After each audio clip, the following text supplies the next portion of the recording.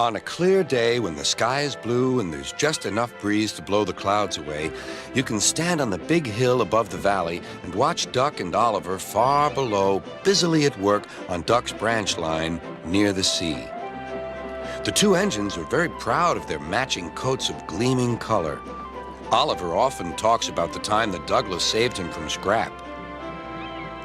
If it wasn't for his help, Oliver will say, I might have been caught when I ran away from the scrapyard, and I would never have come to live here on Sir Topham Hatt's railway.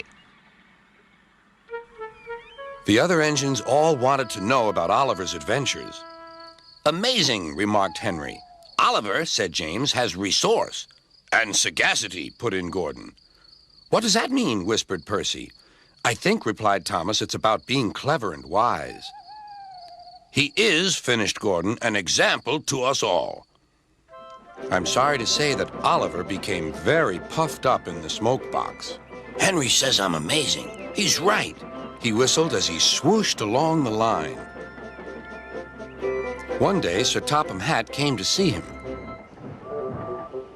You are doing well. Now you must learn how to look after freight cars.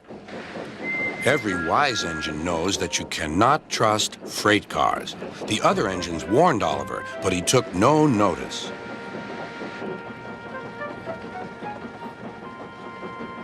You think I can't manage, he said, huffily. Gordon knows better. He says I'm sagacious.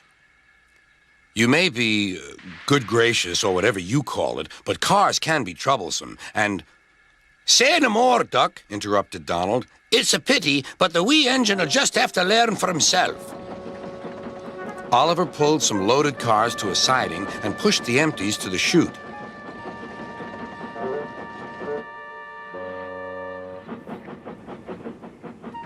Then he came back to take the loaded cars away.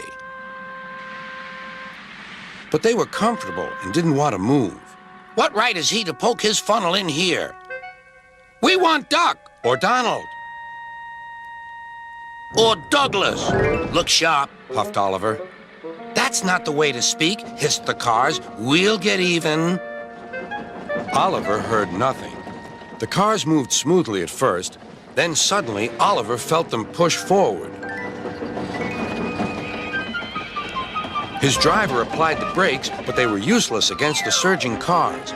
On, yelled the cars. Oliver fought hard, but still they forced him on and on.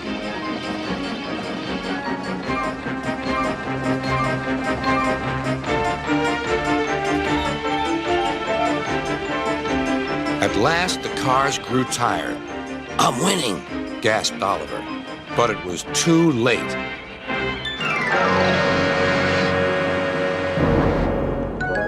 Oliver lay bruised and bemused, bunker down in the turntable well. Duck surveyed the damage.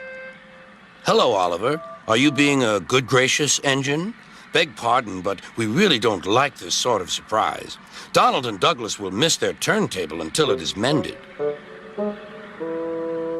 That evening, Oliver was hauled gently to safety. I'm sorry, sir, he said to Sir Topham Hatt. I should have listened to Duck's advice. I don't feel good gracious or whatever it is. I just feel silly.